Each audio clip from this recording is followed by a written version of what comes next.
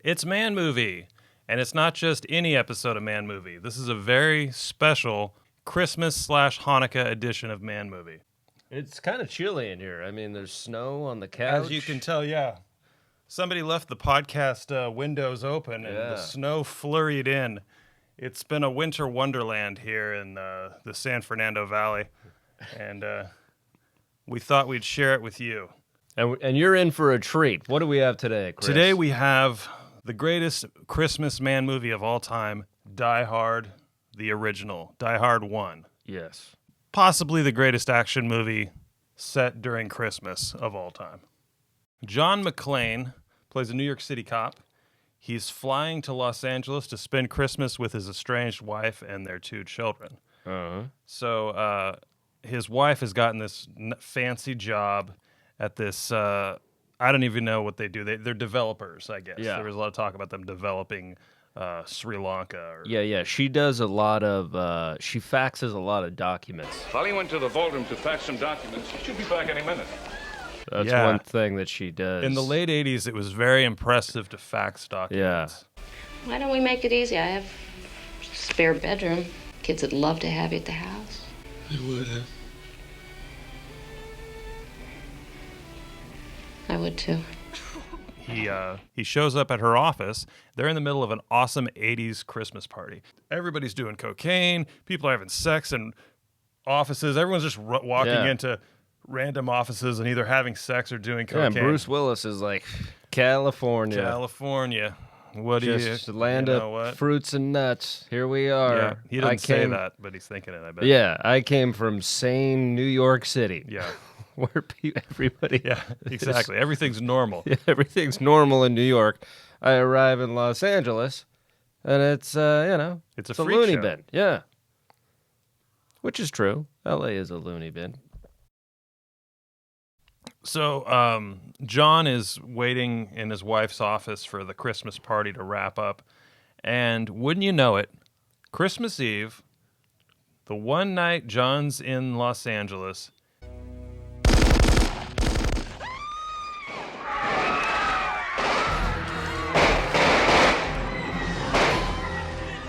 The building he's in gets taken over by, we're not sure, some kind of international terrorist group. Yeah, but they say they're not terrorists. I don't know why they say that. Well, they're pretending to be terrorists. They're actually thieves. I don't know that it matters that much. But they're a multicultural group. Most of them are German. Yeah. But then they have an American black guy who's he's like an amazing hacker. Yeah, he's super impressed. The guy knows everything about computers there is to know. He gets to a keyboard, the first keyboard he encounters, and he's like looking at his monitor, and then he looks down at the keyboard, and you can tell he doesn't know it's where like all the buttons Hunt are. and peck. Yeah. He's not familiar with the QWERTY keyboard. Wait, where's the H? I don't know where the... Oh, there's the H. Okay. He more has a sense of hacking. Yes, but this doesn't detract from his expertise. No. There's also a random Vietnamese guy. Yeah, I like the Vietnamese guy. He doesn't have any particular skill that's noteworthy like the black guy. He steals a candy bar. He steals a candy bar. He gets killed in the end. Yeah. I feel like he was a diversity hire in I think so. in this terrorist group. Yeah. You know they've done this a million times, how smooth they are. Oh, yeah. They're rolling in. They're sliding downstairs with their arms on the handrail just to save time. Little shortcuts like that that the average international thief or terrorist wouldn't think of. Yeah, they would normally take the stairs down. You got to get a few jobs under your belt to catch these little details that saves you time. Nice suit. John Phillips, London. I have 2 myself. Hans Gruber is a great name for Hans Gruber. Okay, that's who's played by Alan Rickman. Alan Rickman, yeah. One of the greatest villains in movie history because he's so funny. Yeah. Like, you actually kind of like him. Yeah. Which is the sign of a great villain, I think. It's true. Yeah, no, there is something to him. But he's also a huge prick. The code, please. It's useless to you. There are 7 safeguards on our vault, and the code key is only one of them. You'll never get it open.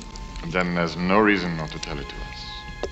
They want to get the codes to a safe, to a vault from the, whatever, the president or CEO of the company. Okay.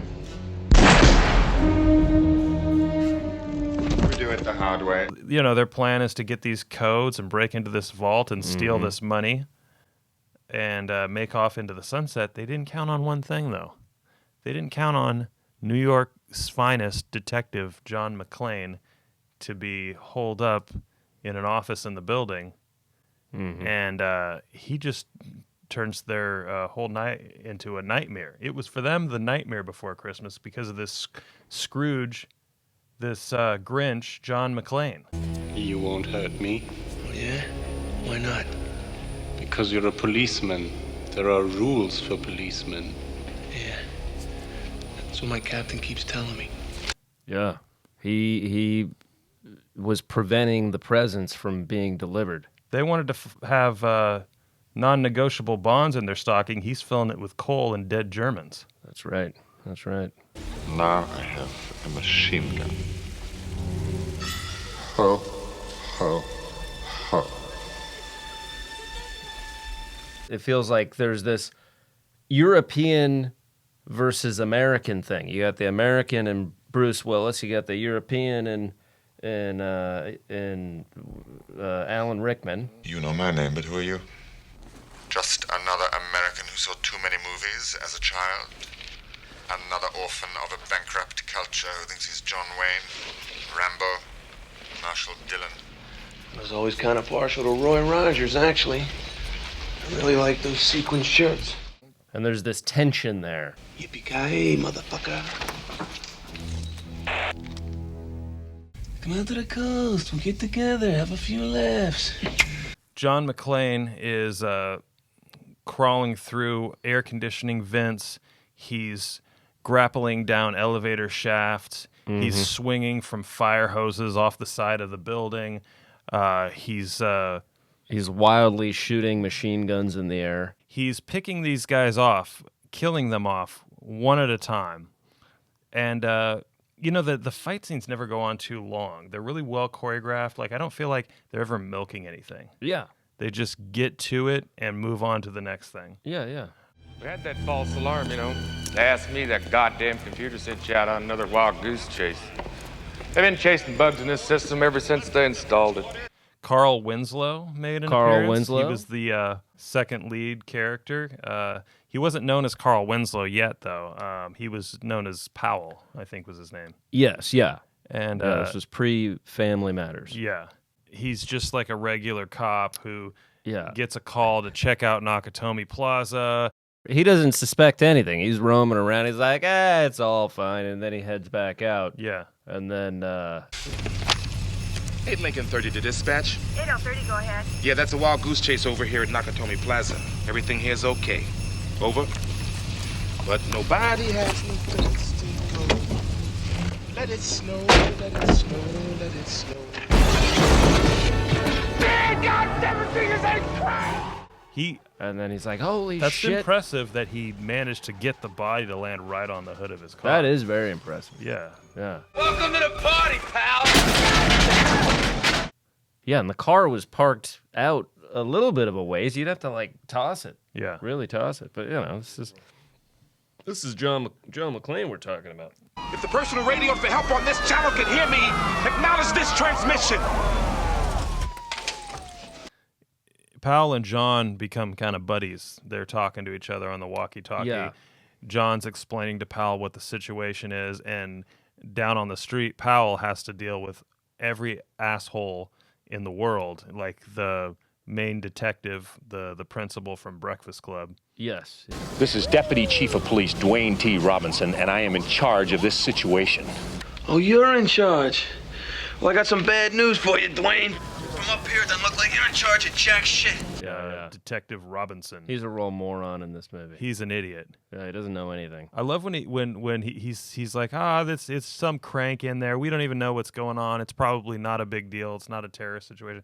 And he goes, what about the body that came flying out of the window? It's probably some stockbroker got depressed. We're ready for you, Chief. I don't bother me about the body. Body's maybe it was a depressed stockbroker. Yeah, completely unrelated. We'll look in on that later. I'm a okay? detective. You think I need to worry about every body that comes flying out of a building? Yeah. It's he didn't know what was everybody's going on. an asshole. The bureaucracy is a major factor in this movie. Yeah. I had an accident. The way you drive, I can see why.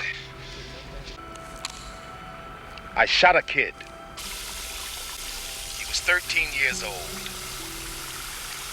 Oh, it was dark. I couldn't see him. He had a ray gun, looked real enough. He asks Powell, a.k.a. Carl Winslow, what do you got, flat feet? Why aren't you out there, being a real cop? Yeah, mucking it up. And he goes, very seriously, I shot a kid. 13-year-old. 13-year-old boy. I thought the toy ray gun looked real enough to me. It was dark. I was scared. Yeah.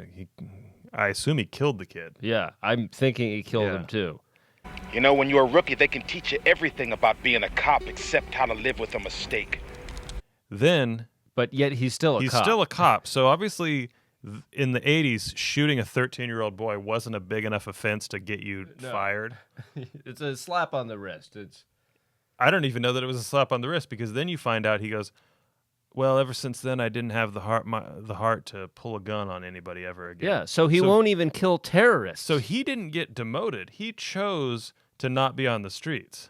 Anyway, I just couldn't bring myself to draw my gun on anybody again. Yes. Because he didn't have the courage to shoot anybody else. Yeah, because he's scared if he sees some terrorist with a gun. Yeah. What if he's holding on the head of a 13-year-old kid? Yeah. Maybe then he's scared, I'm going to accidentally shoot the 13-year-old kid. But still, you should shoot the bad guys with the guns. But he's gun shy, literally. And so he's taken himself out of the equation. He doesn't want to have to be in a situation where he might have to shoot somebody. And it's such a well-crafted action movie. It really is, actually. If you haven't seen it. All kidding aside, every single... The stakes, they always talk about stakes being raised, and then it's usually you don't care. But in this, every little step of the way made sense. Most man movies we cover are very stupid, but that's part of the charm. Well, they're very awesome. They're awesome. We love them all. But this is awesome, and you could also... I think cynical film critics enjoy Die Hard. I think everybody likes Die Hard. Yeah, it's a very well-crafted movie. And really, the miracle of Christmas at the end of this movie, spoiler alert, one of the Germans that we thought was dead, he wasn't dead. He shows up at the last minute, kind of a jump scare. You're not expecting him. He's going to shoot John McClane and his wife. Mm-hmm. They hit the ground.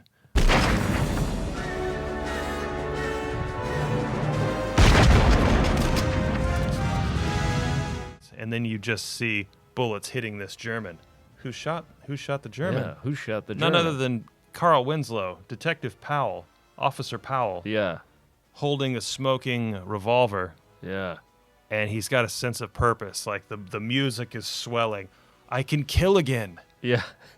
I didn't think I had it in me. Yeah. I can put that whole mess about the dead kid behind me. I don't have to worry about that anymore. And then you can tell he's just really ready to start pulling the trigger because like Argyle comes busting out of the he's parking about to garage. Shoot random people. And you just see Carl Winslow just go like, I'm ready. I'm just ready to start shooting. No. It's okay. Yeah, whoa. Okay. It's all right. You don't have to shoot everybody. You just occasionally shoot people. Yeah, it would have been great if in that crowd when he killed the terrorist, there was an innocent 13-year-old bystander who was also right. killed. Yeah, there could have been a kid standing behind the German. Yeah, we actually didn't see the full coverage, so that might have happened. Yeah.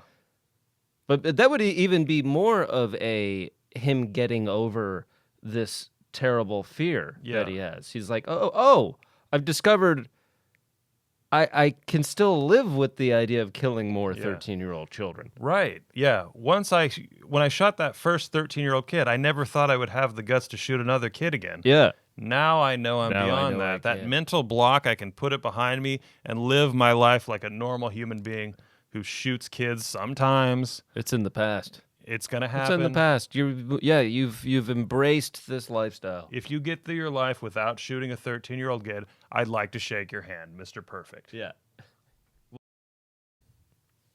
Doing the right thing. Protecting your wife and her coworkers. Not having sex with random flight attendants who give you the eye. That's very Remaining important. faithful. Remaining faithful. Making fists with your toes when you take your shoes and socks off. I don't know if that's a noble thing to do, but he did that in the movie. Thinking about your kids, but then never really establishing the looking relationship. at a picture of your kids in your wallet occasionally. Thinking, oh, I remember these kids. These are my kids. I haven't seen them in 8 months. I haven't seen them since July, but they're my kids. Yeah, I haven't talked to them in a while. Eventually, I'll go see them tonight. I'll be bleeding. Yeah. There are so many lessons to learn from Die Hard. Yeah. I think we learned them all. Yeah. And, kill kids. Well, you don't try to kill kids. Don't try to. But if you're a cop, you're going to eventually kill a kid. It's unavoidable. It happens. Yeah, but that doesn't mean you stop shooting people. It doesn't mean you stop firing your gun randomly into the air. You're going to have to do that when you're a cop, and yes, you're going to shoot and kill a lot of children.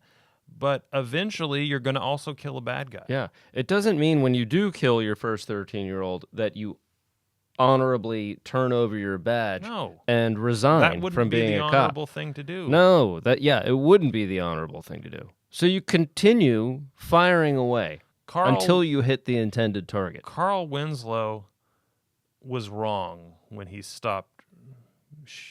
When he was scared to shoot people, he was wrong. I know. You know what I'm thinking? Maybe Carl Winslow, he wouldn't even be a cop in Family Matters if it wasn't for this. That's right. He shot that German guy at the end, and it gave him the courage to start a family and move next to like a nerdy black kid. Yeah, he moved from L.A. to Chicago. L.A. to Chicago. He probably shot a few more kids in Chicago, but he learned his lesson by then. He didn't retire. Yeah, you just kept keep going. Keep going, no matter what the obstacle is. If there's glass on the floor that you have to walk through barefoot, if the roof, if the top floor of a skyscraper explodes and you got to swing to safety on a fire hose, if you have to shoot a 13-year-old kid with a toy gun in his pocket, lots of obstacles in life. You do not quit. You all keep right? going. You keep going. You keep fighting. You keep firing your weapon recklessly into crowds of people. That's the message of Die Hard, and that's the message of Christmas. I agree. Is there anything more to say? I think you said it all. We've said it. You said what needed to be said. Die Hard is a terrific Christmas man movie. No debate about that. It is a man movie. It is a Christmas movie. It's a Christmas man movie. And I just want to say Happy Hanukkah and Merry Christmas to all, and to all a good night.